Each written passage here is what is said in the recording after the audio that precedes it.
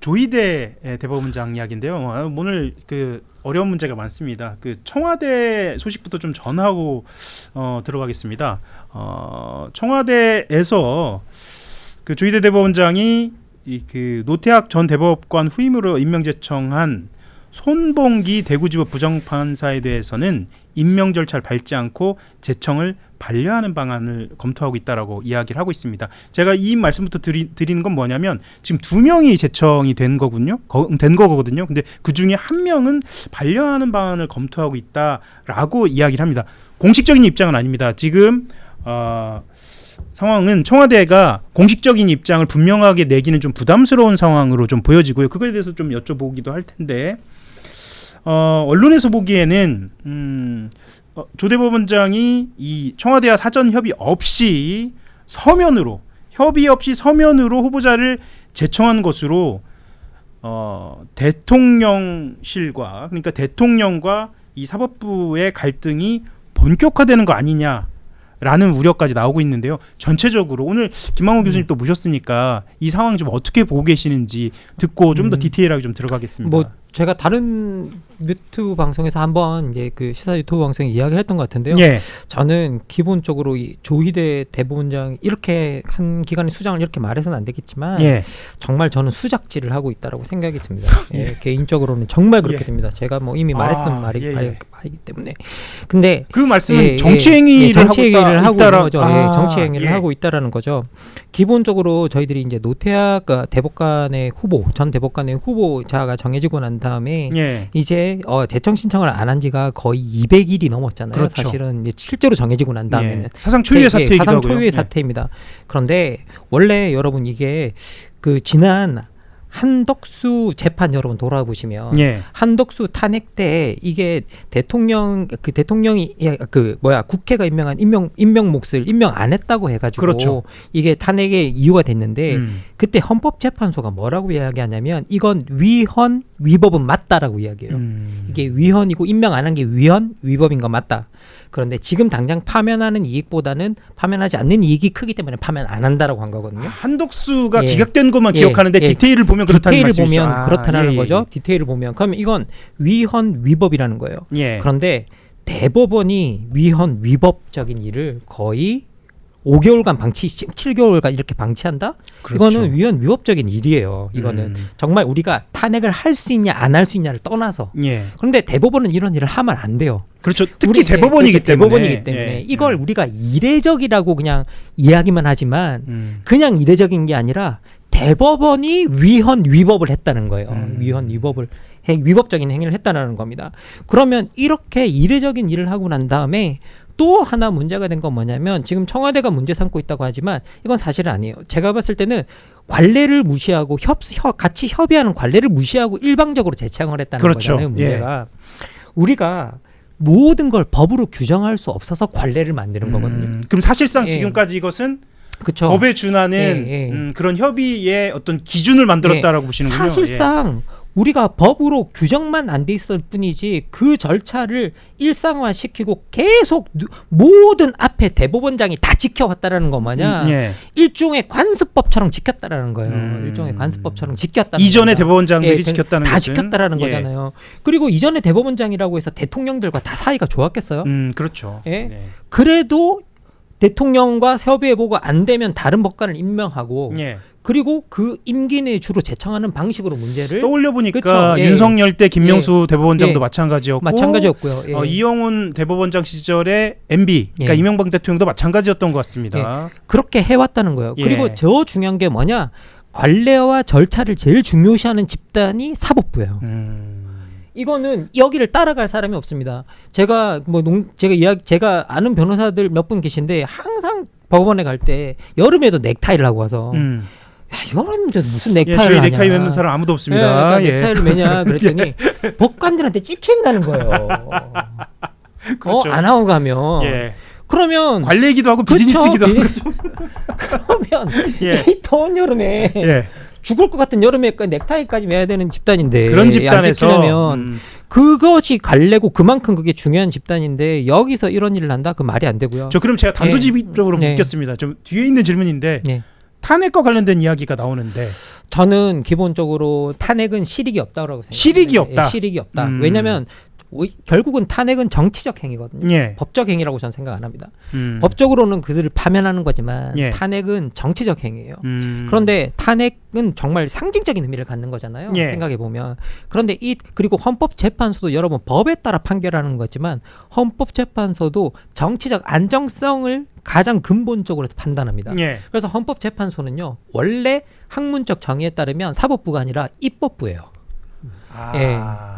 그래서 적어놓겠습니다.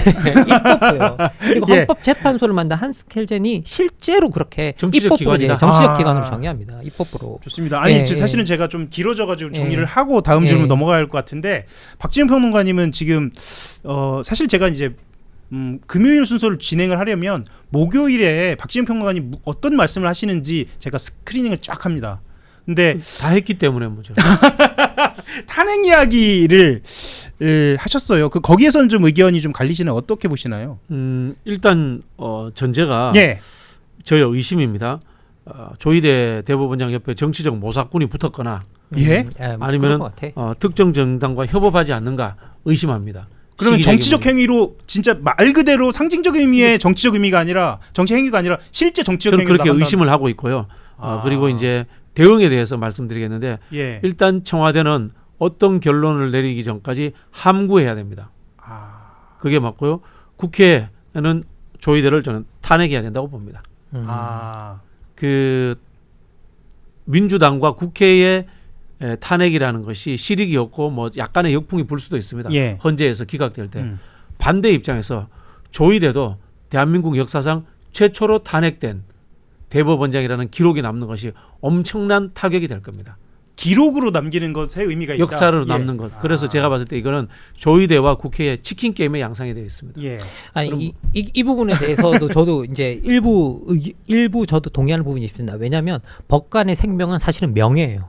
아, 기록. 예, 기록, 명예. 그리고 이게 더 중요한 건 뭐냐라고 하면 국민들 사이에 어떤 명예 이런 거 아니에요. 법관들은 국민들 우습게 보기 때문에. 법관들이 가장 중요한 건 뭐냐면 법관들 사이에서의 명예예요. 법관 법관들 말하자면 사이. 그 예. 카르텔 같은 예, 그 카르텔 커뮤니티에서 커뮤니티 사이의 명예예요. 아. 그리고 이게 기본적으로 그분들은 그들 사이에서 명예가 너무 중요한데 지금 현재 조희대 대법관 같은 경우에는 지금 사법부를 정치 한복판으로 밀어넣었잖아요. 조금 이따 예, 말씀드리겠습니다만 예, 그래서 예. 지금 불만의 목소리도 예. 좀 나오고 있습니다. 나오고 있습니다. 그리고 그래서 저는 이게 탄핵보다는 기본적으로 뭐 우리가 플랜카드 같은 거 내걸겠다라고 했잖아요. 네. 근데 그게 뭐 맞는 전략이라는 게 아니라 결정적으로 이것이 얼마나 사법부의 명예와 이런 것들을 추락시키는 사람인가를 계속 부각시켜야 된다고 저는 생각합니다. 그리고 얼마나 지금 현재 조희대의 어떤 행적이 조희대 행적이라고 이야기하려고 제가 대법원장이라는 말을 안 붙였는데 조희대 대법원장의 이 행적이 얼마나 사법부의 신뢰를 떨어뜨리는가. 그걸 지속적으로 보여줘야 한다. 지속적으로 보여주고 이걸 이야기를 해야 음. 지금 되는 거라고 생각이 들고요. 그리고 저는 기본적으로 이제 어떤 생각이 좀 드냐면 아까 말씀을 해주셨어요. 청와대는 될 수 있으면 말 안 하는 게 좋다. 저도 그렇게 생각합니다. 예. 이 기본적으로 그 이유는 예. 말하자면 그 권력 분립의 예. 입장이기도 하고 대통령으로서의 어떤 예. 결정권과 임명권을 갖고 있기 때문이기도 예, 하겠네요. 우리가 예. 상권 분립 이야기하니까 예. 상권이 동등하다고 생각하는데 동등하지 않습니다. 대한민국 헌법을 보세요. 예. 대부분이 의회, 대의기관에 대한 이야기예요. 아 그렇네요. 예. 대의기관은 같은 예. 상권 분립 내에서도 행정부에도 감나라 배나라 하고 사법부에도 감나라 배나라 하고 그렇게 하라고 돼 있고 그래서 원래 민주주의의 보루는 국회인 거예요. 그리고 헌법을 쓰는 방법이 있습니다. 항상 헌법은요. 어떤 조항이건 중요한 조항이 먼저 옵니다. 그리고 우리가 권력 구조에 대해 쓸 때 더 중요한 부서를 먼저 씁니다. 그래서 입법부, 그다음에 행정부, 사법부, 그렇게 헌재 가는, 이런 예. 순서로 쭉 가는 게 이제 그거고요. 그리고 왜 그렇게 먼저 쓰고 있느냐라고 하면 결국 입법부가 먼저 오는 건 주권의 본질이 법을 만드는 힘이기 때문이거든요. 그래서 법을 만드는 기관을 가장 강력하게 두고 있고 예. 그리고 법을 운영하는 기관, 마지막으로 판단하는 기관 이렇게 해서 이제 그 순서대로 쓰고 있는데요. 기본적으로 저희들이 제가 또 이거 하나 여러분 진짜 말씀드리고 싶은 건 뭐냐라고 하면 예. 대법원장이 손봉기 법관 같은 경우에는 내부에서 두 사람이 소통이 있었을 것 같긴 하지만 예. 역설적으로 1+1식의 추천이잖아요. 지금 그렇게 갔습니다. 예, 그러면 예. 이건 손봉기 법관에 대한 모욕이라고 생각합니다. 전 개인적으로. 예. 법조인으로서 한 사람의 여정을 1+1에 끼워 팔기 상품처럼 취급한다?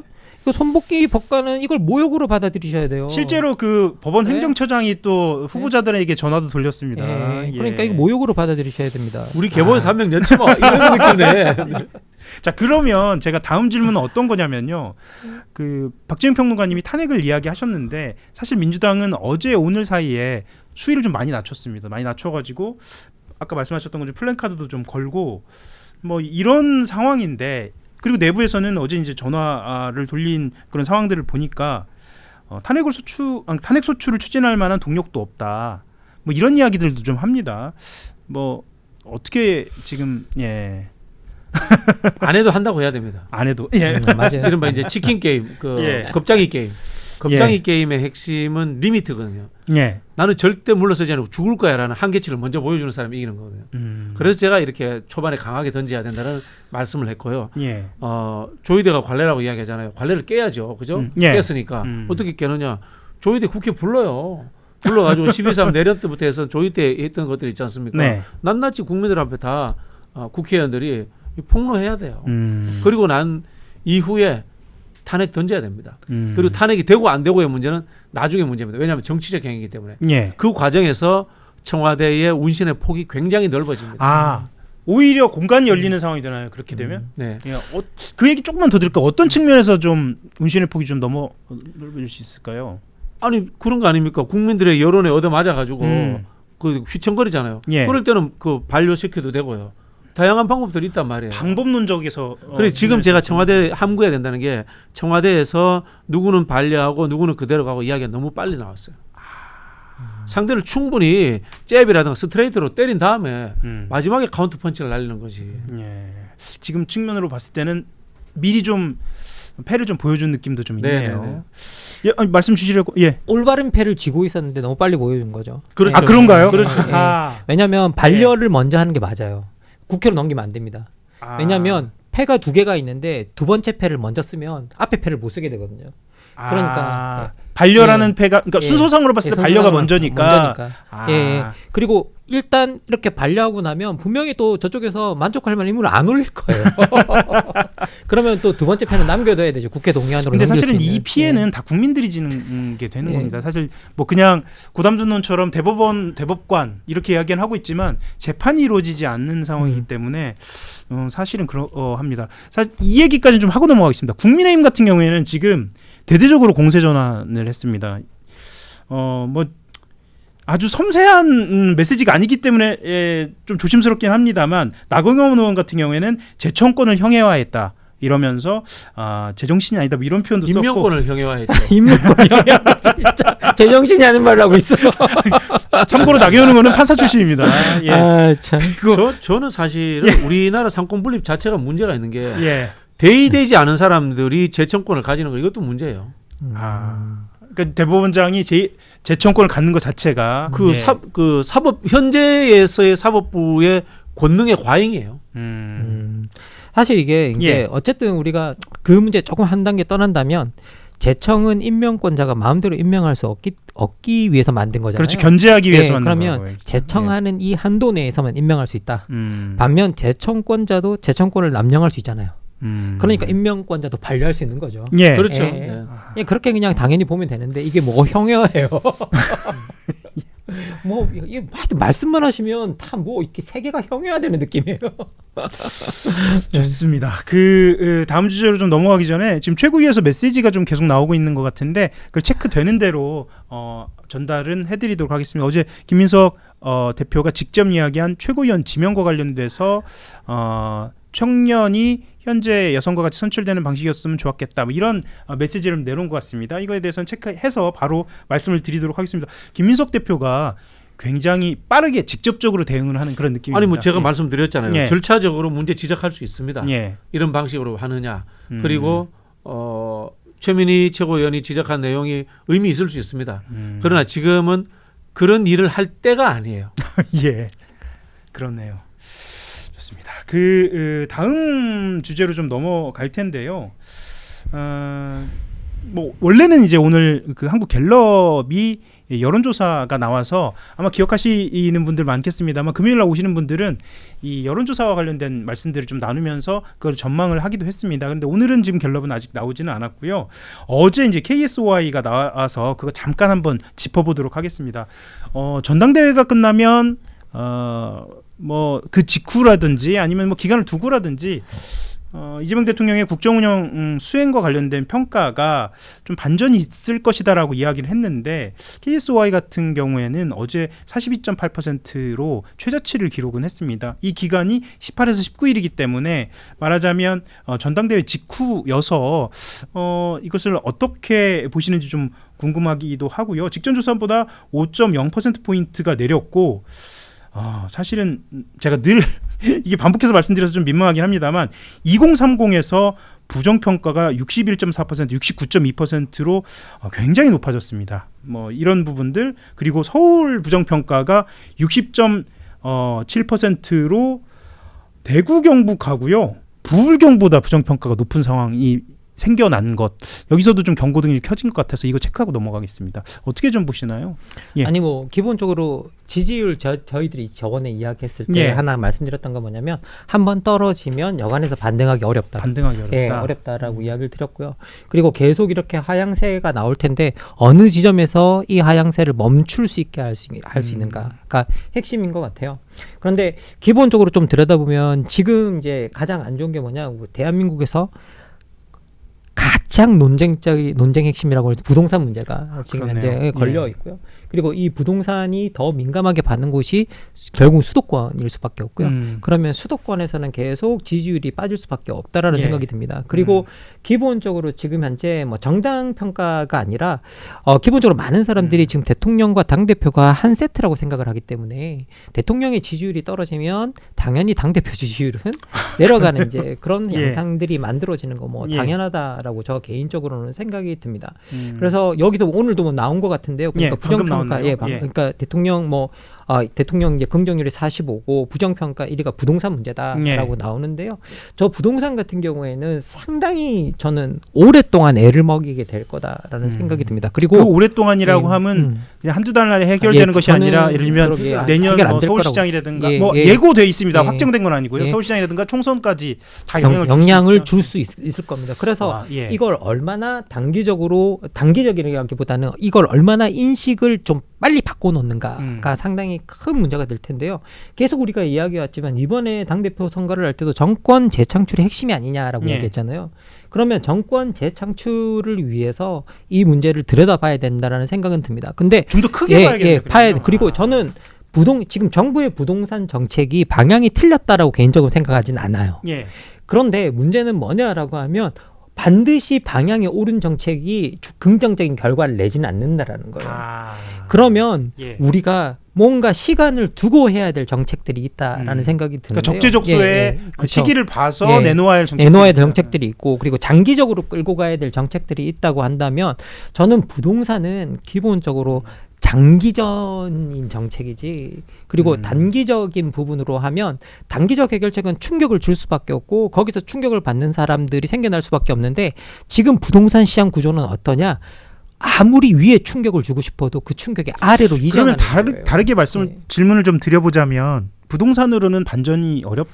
저는 부동산으로 만약에 반전을 만들고 싶다라고 한다면 뭐 정부가 예를 들자면 보유세를 올리고 싶다. 그러면 그 보유세를 보전하지 못하는 사람이 나갈 수 있는 출구를 열어줘야 돼요.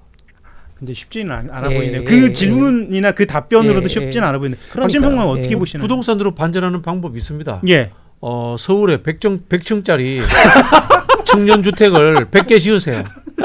그 정도 이게 오늘 진짜 영화 이야기를 해서 영화적 상상력이 인간이 바벨탑을 왜 만들었어요? 그죠? 예. 하늘에 닿고자 하는 인간의 욕망의 끝을 해소해 주고자 한 거 아니에요. 우리 바벨탑에서부터 정치적 상징 조작이 나오거든. 네, 맞습니다. 그 상징 조작을 하려면 그 정도로 해야 돼요. 어떻게 보면 또 그게 100층짜리 100개 지으면은 전 세계적으로 데이트 칠 겁니다. 근데 그렇게 못할 거면 해결 못 합니다. 그러면 반전 이거는 연착륙 작전 외에는 없어요. 그러니까요. 떨어진 이슈를 주워다가 다시 갖고 와서 세워서 지지율을 올리지 못해요. 그러면 이재명 대통령도 그렇고 김민석 당대표도 어쨌거나 여당 대표로서의 뒷받침하는 것을 핵심으로 삼았으니까 반전을 이뤄내려면 부동산으로는 안 되고 국면 전환 다른 이슈 갖고 와야 되고요. 아, 그리고 부동산 정책에 대해서는 교수님 이야기 전적으로 동의하는 게 옳고 그름이라는 선악 개념으로 접근하지 않고 예. 어느 것이 적합한가, 적절한가라는 상황 논리로서 접근해야 됩니다. 절대적 진리가 존재하지 않습니다. 임의의 기준입니다. 이거는 수학이 아니잖아요. 예. 그죠? 수학도 절대성이 없는가? 그건 모르겠습니다. 수학이나 과학을 잘 저는 기본적으로 수학적 진리는 확정적 진리라고 저도 알고 있긴 한데 절대적 진리라고 보고 있어요. 예. 그렇게 알고 있습니다만은 예. 그래서 사고의 전환, 옳고 그름이 없다. 여기에는 적절한가 적합한가로 봐야 된다라는 말씀을 드리고 싶고요. 그래서 이슈 전환을 해야 된다. 국면 전환을 이야기해야 된다라는 이야기를 지속적으로 드리는 겁니다. 그리고 지지율 문제에서는 이렇게 생각하시면 됩니다. 일단 최근에 떠나간 사람부터 데리고 와야 돼 다시. 가장 최근에 간 사람, 가장 최근에 마음을 바꾼 사람. 그 사람이 돌리기 쉽죠. 그러면 심리적으로. 예를 들면 중도무당층이라든가 아니면 여성이라든가 네네네. 2030 여성이라든가 이 여기에 좀 타겟팅을 해야 한다. 방법론까지 제시를 해주셨네요. 그렇게 떠올려 본다면 구체적인 방법론도 바로 나올 수도 있겠네요. 예, 알겠습니다. 아마 크게 참고가 됐을 것으로 그렇게 보여지고요. 지금 속보가 하나 들어왔는데 청년 최고위원 선임 문제는 최고위원회에서 좀 이야기가 잘 된 것 같습니다. 그렇게 본다면 어제 그 3명의 최고위원이 발표한 건 이게 전반적으로 봤을 때 김민석 당대표를 흔든다 이런 의도보다는 본인들의 어떤 지지층을 향한 목소리라고 보여지기도 하네요. 그 지금 예. 회고적으로 나 또 예. 찍어줬던 사람들한테 나 명분 있게 활동할 거야. 흩어지지 마세요. 예. 라는 이야기를 하는 건데 자꾸 말씀드리면 지나간 이슈 가지고 예. 대립 구도를 이어가려고 하지 마시고 예. 새로운 주제를 하나 잡아주세요. 그러게요. 차라리. 예. 말씀드린 순간에 민주당 최고위원회에서 지명직 최고로 전용기 권미경 의결했다. 그리고 박진영 평론가님 말씀처럼 잘한 인사였다. 예, 그런 말씀까지. 투표해도 전용기 돼요. 예, 좋습니다. 늘 그렇지만 국민의힘 이야기를 하면 많이들 관심이 없어라 하셔가지고 늘 국민의힘 이야기가 마지막에 오는데 사실은 야당에서는 아주 결정적인 국면으로 가고 있는 상황입니다. 징계 정치를 하겠다라고 해서 장동혁 대표가 천명한 바 있고 어제 드디어 비당권파 4명 당원권 정지를 징계했는데 사실상 4명 모두 총선에서 공천이 불가능할 정도다라는 평가까지 나오고 있습니다. 국민의힘 이야기로 이어갈 텐데요. 간단하게만 좀 설명을 드리면 조경태 의원과 진종호 의원 그리고 서범수 의원과 한 분 더 있죠? 예, 제가 지금 이름이 안 보이는데 권영진?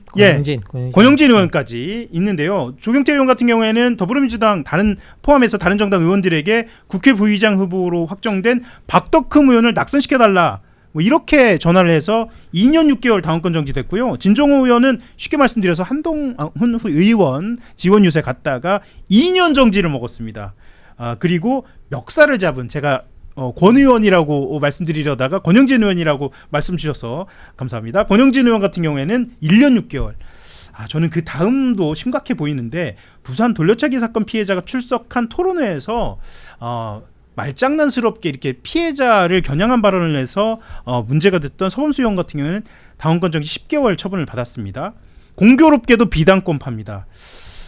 어떻게 보시는지 일단 좀 궁금합니다. 일단 4명 다 징계 사유는 충분합니다. 예, 맞습니다. 다만 이제 조경태 의원 같은 경우는 그 사적인 전화 아닌가요? 그 정도 전화는 뭐 그런 부분인 것 같고, 예. 그럼에도 불구하고 제가 봤을 때는 장동혁이 이 이른바 영남 중진들의 반란에 예봉을 꺾기 위해서 아주 그 초전에 강하게 나왔다. 이게 더 크게 봐야겠군요. 네네. 단순히 비당권파가 아니라 본인들은 진짜 주인이라고 생각하는 영남권을 겨냥했다. 예. 네, 그래서 아마 국민의힘도 이제 당원 주권주의와 의원 그 박근혜까지 포함하는 의원 그 정통성 논란, 예. 정통성 논란하는 사람들끼리의 진짜 내전이 벌어질 것 같아요. 제가 조금만 더 연결해서 말씀드리면 예. 장동혁은 저기 당원 주권주의, 그다음에 나머지 그 의원들은 정통 국민의힘 세력. 이렇게 해서 싸움 날 거예요, 크게. 지금까지 저희가 벌써 몇 주째 이야기를 할 때마다 방금 말씀하신 이 다원주권주의에 반대하는 영남권을 중심으로 한 본인들은 뭐 진짜 주인이다라고 이야기하는 보수들 적통성 논란이 적통성 논란 네, 우리하고 비슷하네. 네. 다원주권주의의 적통성에 뭐 예. 거의 비슷하네요. 동력이 없을 것이다라는 이야기했습니다. 네. 그 반대, 그러니까 당원주권주의를 이야기는 장동혁 지도부의 반대편에 선 사람들이 지금까지는 동력을 갖지 못할 것이다라고 이야기를 했는데, 그럼 동력이 생길 거라고 동력이 생겼죠. 그 장동혁이 때렸잖아요. 예. 맞으면 생겨요, 동력이. 아, 저 사람도 그대로 가면 공천 못 받는 거잖아요. 그렇죠. 지금으로서는 4명 다 이제 공천을 죽도록 받습니다. 싸우는 거죠. 거기에다가 이제 뭐 우리 유영아 의원께서 박근혜 전 대통령 창점시켜 준다고 하고, 예. 뭐 정점식 의원이 슬그머니 이제 장동혁 밀어내기로 들어가잖아요. 그렇죠. 이제 제대로 팝콘 각이죠. 어떻게 보시나요? 아니 뭐 저는 좀 다른 이제 이미 다 말씀해 주시니까 좀 다른 예. 각을 보고 싶은데 예. 징계 정치에서 누구를 징계하고 누구를 징계하지 않는다가 이 정당이 극우 정당이냐 아니냐를 보여준다. 저는 분명히 이진숙 같은 사람은 저는 이진숙 이야기를 하려고 예, 했습니다. 맞아요. 예. 이진숙이 예, 빠졌습니다. 그러니까 이진숙 예. 같은 사람은 징계 안 하면 의원 제명해야 돼요. 제명감이죠. 이런 사람이 국회에 있으면 안 돼요. 당원 제명이 아니라 의원직을 제명해야 의원직을 하는 거죠. 제명해야 예. 돼. 이런 분은 이런 분이라고 말하기도 참 이게 그 호칭도 아까운데요. 예. 이런 사람은 국회에 있으면 웬만하면 이렇게 이야기 안 하고 싶은데 국회에 있으시면 안 되시는 분이에요. 이분은 분명히 이분을 징계 안 하겠다 생각이 없다라는 말은 지금 당권파가 극우들에게 휩싸여 있다. 극우들의 지지로 유지되고 있다라는 걸 명확하게 보여주는 간접적 증거라고 저는 생각합니다. 그리고 그 그룹의 힘을 예. 그대로 그 예. 동력을 받아서 당을 장악하려고 하고 이번에 있다. 그 예. 5.18 포럼 보세요. 누가 옆에 앉아? 그 이진숙 옆에 누가 앉아 있어요? 예? 화평에 앉아 있잖아요. 이게 진짜 말이 되는 일입니까 대한민국에서? 자, 홍화평에 예? 대한 인물평은 우리 박진영 평론가님도 하실 말씀이 많이 있을 것 진짜, 같습니다. 예. 아니 뭐 전두환이죠. 그렇죠. 예. 즉 이렇게 그 5.18 민주화 운동을 폄훼하면 어디로 가냐면은 12.12 쿠데타가 정당했다는 이야기로 가잖아요. 그러니까요. 그러니까 지금 우리가 제가 말씀드렸던 것처럼 단순히 그 국민의힘의 권력 구도나 이 힘의 향방이 어디로 가느냐라고 말씀을 나눴는데 이진숙은 어느 곳에서도 이야기를 하고 있지 않는 상황. 사실 우리가 이거 부각시켜서 이야기해야 되고요. 이거 냅두면 안 됩니다. 이게 기본적으로 냅두면 정말 안 된다는 생각이 들고요. 이진숙 의원 같은 사람들이 국민의힘 내부에서 제명시켜 달라 뭐 이런 식으로 이제 그 이야기를 하신 책임 당원이 있잖아요. 3,000명인가. 저는 그 김민 나오네요. 그러니까 김민석 대표도 이진숙 제명 이뤄낼 거라고 하면서 국힘 책임 당원 3,000명에 감사한다라고 이야기를 했는데 네, 지금 저런 속보는 예, 예. 진행자한테 좀 맡겨주시면 예, 알겠습니다.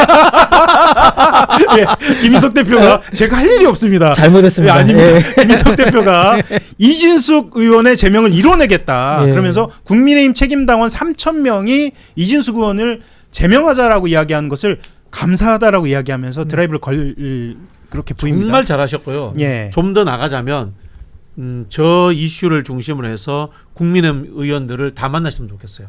그래서 밥도 먹고 예. 그다음에 예산이라든가 민원도 들어주고 그러니까 예. 그렇게 하시면서 이게 하나의 또 계기가 될 수도 있죠. 그렇죠. 골프 치시라는 이야기는 못하겠습니다. 지금 우리나라가 정상으로 돌아오려면 보수당이 정상으로 돌아와요. 그렇죠. 지금 우리 보수는 너무 오른쪽, 너무 끝까지 가 있어요. 그러면 사실 지금 아까 말씀하셨던 것처럼 영남권과 극우 세력의 등을 얻은 장동혁의 대회전 일종의 어떤 일전을 지금 예고하셨잖아요. 어떻게 보시나요? 그것까지 얘기하고 마무리하겠습니다. 재밌어요. 예. 극우 세력과 영남 구태 세력의 대결. 그래 이게 순환론이야. 예. 진짜 안타깝다. 이 구학을 저기 우리 그 이야기하잖아요. 신학이 구학을 대체한다 그러잖아요. 예. 다시 또 구학이 또 다시 돌아오고 예. 계속 뺑뺑 도는 거예요. 쳇바퀴 돌지 구학 신학 이렇게 돌면서. 그러고 보니까 그렇네요. 이게 반복되는 느낌도 좀 있습니다. 네. 이전 뭐 1980년대 90년대 지나면서 그래서 저는 이번에 그 당 대표 선거 그 할 때 민주당 송영길 의원의 야 원내 교섭 그 단체 10명으로 낮춰줘야 된다. 그래야 소위 그 국힘 내부에서도 다른 목소리를 내는 맞습니다. 사람들이 세력을 만들 수 있고 예. 이렇다라고 이야기하시는데 예. 그리고 그건 진보에도 좋다. 왜냐하면 음. 조국혁신당도 활동할 수 있는 폭이 넓어지고 그래서 저는 그게 되게 의미 있는 발언이다라고 이야기하고 싶어요. 예. 좋습니다. 그 좀 더 하자면 선거제도까지. 예, 맞습니다. 예. 오늘도 밑줄 그을 만한 말씀들 두 분한테 많이 들었는데요. 아까 제가 속보로 전해드린 청년 최고위원 문제가 해소가 되었다라고 이야기한 것에 대해서 김민석 대표가 청년 최고위원 지명 내부 반발에 대해서 다음 전당대회 때 선출로 개정하겠다 맞는 뭐 이야기죠. 이렇게 이야기를 했고 이것이 또한 절차로 네. 해소가 되는 그러고 보니까 김민석 대표가 바로바로 메시지를 좀 내는 과정이 박지영 평론가님도 말씀 주셨지만 정말 회의 진행과 분란 정리는 정말 잘하는 그런 탁월한 모습이 또 좀 보여지는 그런 상황입니다. 오늘 시간 벌써 다 됐습니다. 두 분 인사드리고요. 2부로 넘어갈 텐데요. 오늘 고생 많이 하셨습니다. 예, 감사합니다. 감사합니다. 감사합니다. 프랑스를 대표하는 명문악단 메스 그랑테스트 국립오케스트라가 한불수교 140주년을 기념하여 한국을 찾습니다. 이번 공연은 다비트 라일란트의 지휘와 피아니스트 신창용의 협연으로 꾸며집니다. 프로그램은 드뷔시 목신의 우유 전주곡, 라흐마니노프 피아노 협주곡 제3번, 드뷔시의 바다, 라벨의 라발스입니다. 프랑스 음악의 우아함과 낭만주의 협주곡의 뜨거운 열정을 한 무대에서 만날 수 있는 특별한 시간을 함께하세요. 이번 공연은 2026 9월 16일 오후 7시 30분 예술의 전당 콘서트홀에 열립니다. 많은 관심 부탁드립니다.